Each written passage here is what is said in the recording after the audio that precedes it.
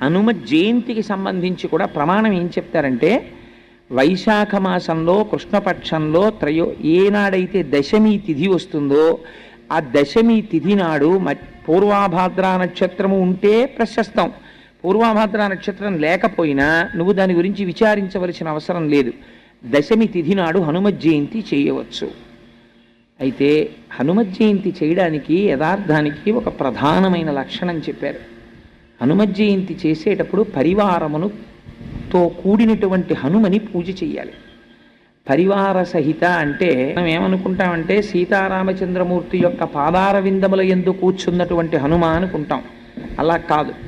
ఆయనకి సుషేనుడు అని ఒక వానరము ఛత్రము పడతారు.